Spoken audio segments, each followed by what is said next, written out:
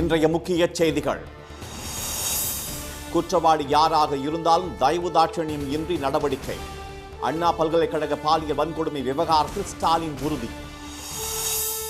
புதிதாக விண்ணப்பித்தவர்களுக்கு 3 மாதங்களில் மகளிர் உரிமை தொகை தகுதியுடைய விடுபட்டவர்களுக்கும் வழங்கப்படும் என உதயநிதி விளக்கம்.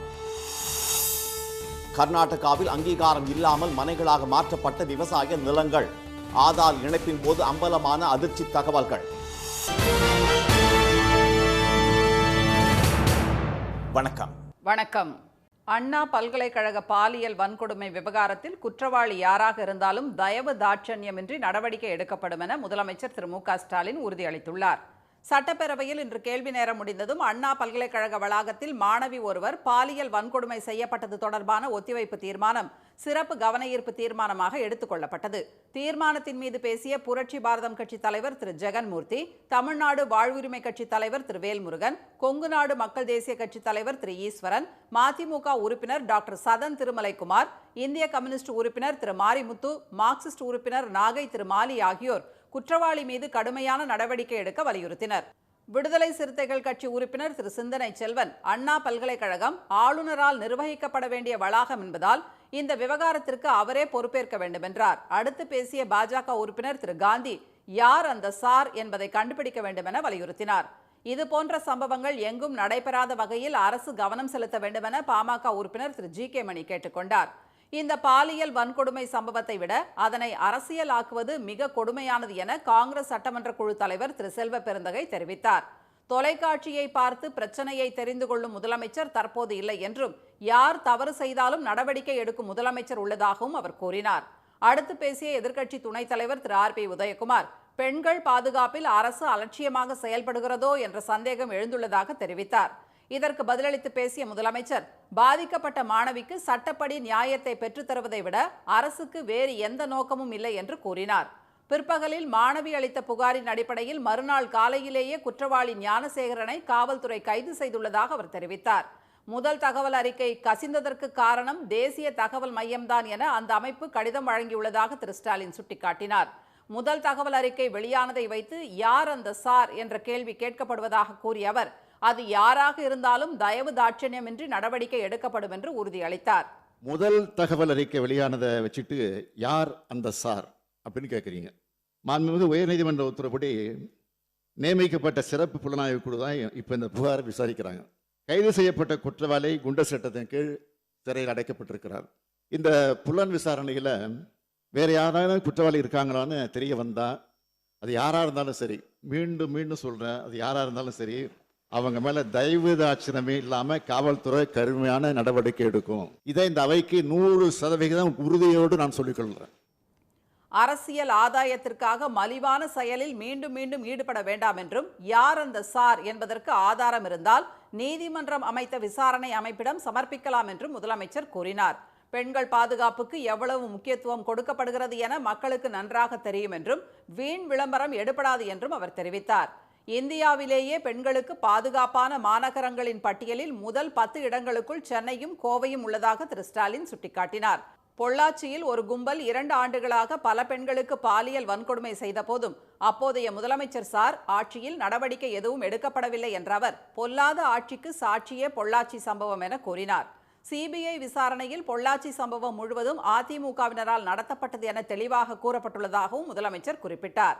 பெண்களுக்கு எதிரான ஆட்சியை நடத்திய சார்கள் எல்லாம் பேட்ஜ் அணிந்து அமர்ந்துள்ளதாக திரு ஸ்டாலின் சுட்டிக்காட்டியதற்கு எதிர்ப்பு தெரிவித்து அதிமுக உறுப்பினர்கள் வெளிநடப்பு செய்தனர். மகளிர் உரிமை தொகைக்கு புதிதாக விண்ணப்பம் செய்பவர்களுக்கு தகுதி அடிப்படையில் 3 மாதங்களில் வழங்க நடவடிக்கை எடுக்கப்படும் என்று துணை முதலமைச்சர் திரு உதயநிதி தெரிவித்துள்ளார். சட்டப்பேரவையில் இன்று கேள்வி நேரத்தில் வேடச்சந்தூர் தொகுதி திமுக சட்டமன்ற உறுப்பினர் திரு காந்திராஜன், இந்த திட்டத்தில் பயன்பெறாத மகளிருக்கும் உரிமை தொகை வழங்க நடவடிக்கை எடுக்கப்படுமா என கேள்வி எழுப்பினார். இதற்கு பதிலளித்த திரு உதயநிதி, இதற்காக விண்ணப்பித்து விடுபட்ட தகுதியானவர்களுக்கும் புதிதாக விண்ணப்பம் செய்வோருக்கும் 3 மாதங்களுக்குள் உரிமை தொகை கிடைக்க நடவடிக்கை எடுக்கப்படும் என்றார். இதுவரை பயன்பெறாமல் உள்ளவர்களுக்கு இத்திட்டத்தின் உதவிகள் கிடைப்பதற்கு தேவையான நடவடிக்கைகளை நிச்சயமாக எடுப்போம். இது குறித்து சென்ற முறை விண்ணப்பிக்க இயலாதவர்கள் புதிதாக விண்ணப்பிக்கவும், திட்டத்தின் விதிகளை பூர்த்தி செய்யும் மகளிர் அனைவருக்கும் உரிமை தொகை வழங்கவும் 3 மாதங்களுக்குள் நடவடிக்கை எடுக்கப்படும். மேல்முறையீட்டின் மூலம் 9 லட்சம் விண்ணப்பங்கள் ஏற்றுக்கொள்ளப்பட்டதை அடுத்து கடந்த டிசம்பர் மாதத்தில் மொத்தம் 1,14 லட்சம் மகளிருக்கு உரிமைத் தொகை வழங்கப்பட்டிருப்பதாக திரு உதயநிதி தெரிவித்தார். திண்டுக்கல் மாவட்டத்தில் 4,897 பேருக்கு மகளிர் உரிமைத் தொகை வழங்கப்பட்டு வருவதாக தெரிவித்த திரு உதயநிதி, வேடச்சந்தூர் தொகுதியில் மட்டும் 62,000 பெண்கள் மகளிர் உரிமைத் தொகை பெற்று வருவதாகவும் கூறினார். கர்நாடகாவில் விவசாய நிலங்களாக இருந்து பிற பயன்பாட்டுக்கு மாற்றப்பட்ட விவசாய நிலங்களில் 93% நிலங்கள் உரிய அங்கீகாரம் பெறப்படாமல் உள்ள அதிர்ச்சி தகவல் வெளியாகியுள்ளது. அந்த மாநிலத்தில் 1,23,100 சதுர கிலோமீட்டர் விவசாய நிலமாக உள்ளது. அவற்றை வீட்டு மனைக்காகவோ தொழிற்சாலை பயன்பாட்டுக்காகவோ மாற்ற வேண்டுமென்றால் அரசு அனுமதி பெற வேண்டும். கர்நாடகாவில் ஒரு பெரிய நிலத்திலிருந்து பிரிக்கப்படும் சிறிய பகுதி பார்சல் என்ற பெயரில் அழைக்கப்படுகிறது.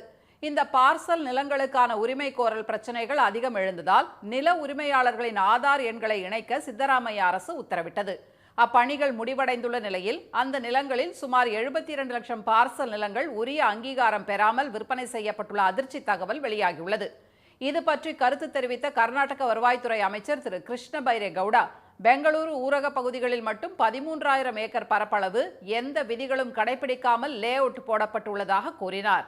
முறையான வடிகால் வாய்க்கால்கள், சாலைகள், விளையாட்டு திடல்கள் என அரசின் விதிமுறைகள் சரியாக கடைபிடிக்கப்பட்டிருந்தால் பெங்களூருவில் வெள்ள பாதிப்பு ஏற்பட்டிருக்காது என்று அமைச்சர் தெரிவித்தார்.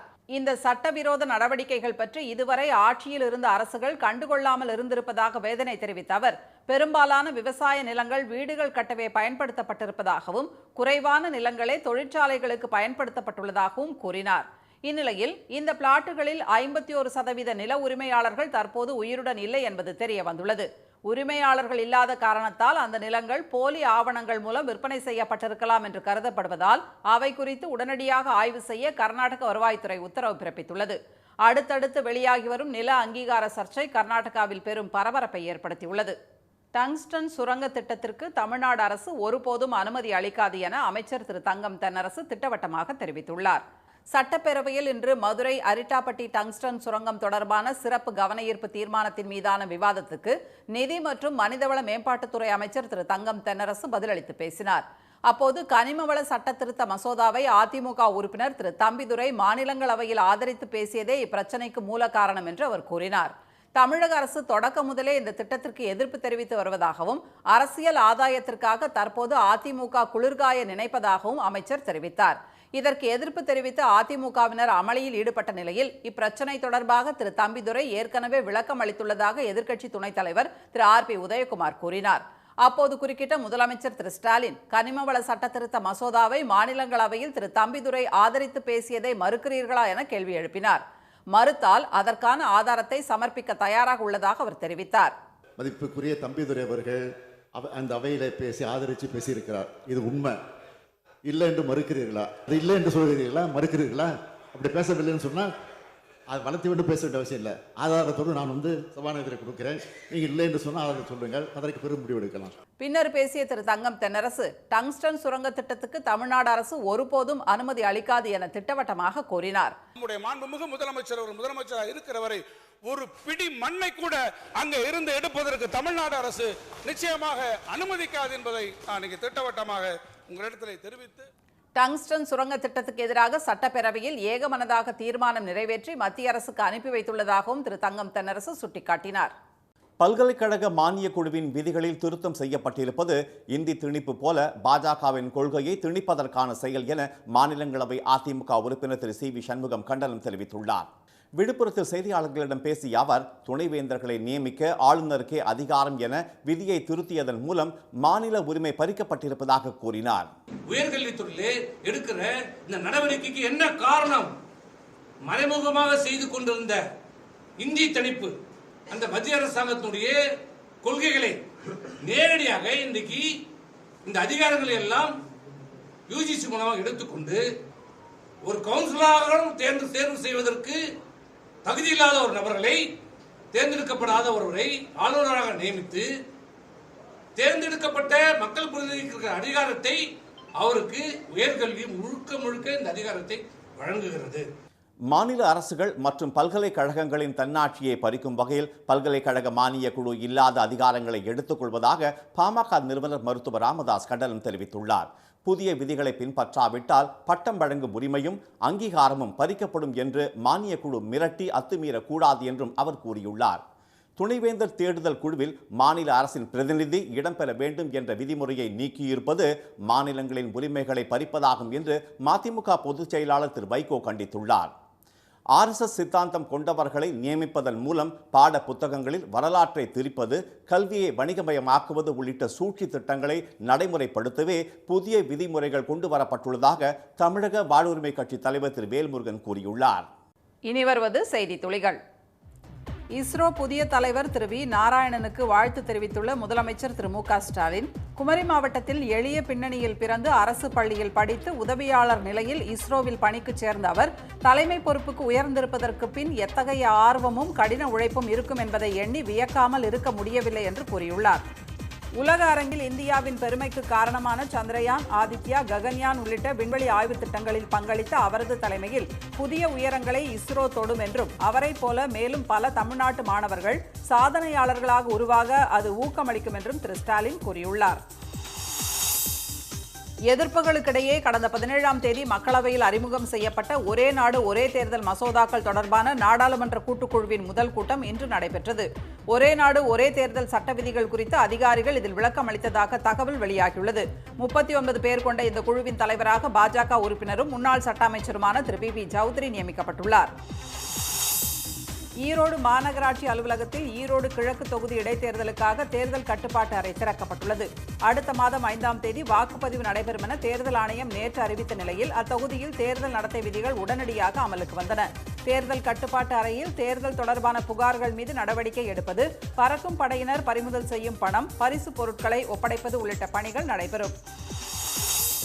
மதுரை மாவட்டம் அவனியாபுரம், பாலமேடு, அலங்காநல்லூர் ஜல்லிக்கட்டு போட்டிகளில் பங்கு பெறும் மாடுபிடி வீரர்களுக்கும் மாடுகளின் உரிமையாளர்களுக்கும் விபத்து மற்றும் உயிர் காப்பீடு திட்டத்தின் கீழ் 1 கோடி ரூபாய்க்கு காப்பீடு செய்யப்பட்டுள்ளது. போட்டியின் போது விபத்தில் உயிரிழப்பு ஏற்பட்டால் இழப்பீடாக 5 லட்சம் ரூபாய் வழங்கப்படும்.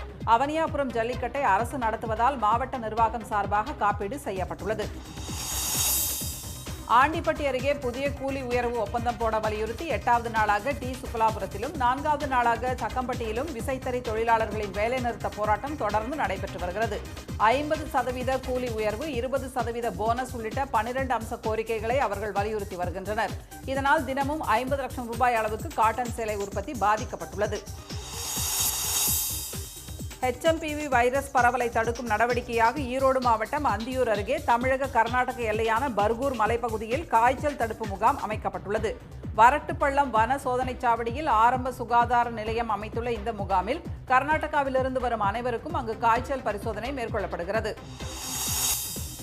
இன்றைய வர்த்தக முடிவில் மும்பை பங்குச்சந்தை குறியீட்டு எண் சென்செக்ஸ் 51 புள்ளிகள் குறைந்து 78,148 புள்ளிகளாக இருந்தது.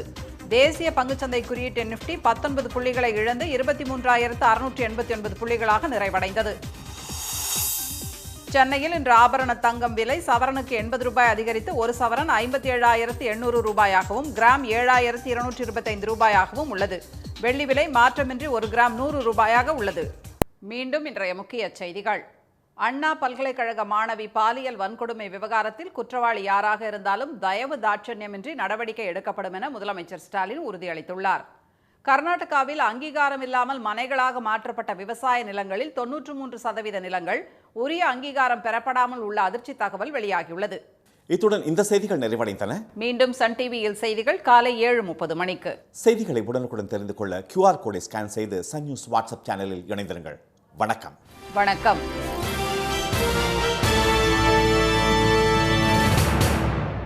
உடனுக்குடன் செய்திகளை தெரிந்து கொள்ள சன் நியூஸ் பெல் ஐகானை கிளிக் பண்ணுங்க.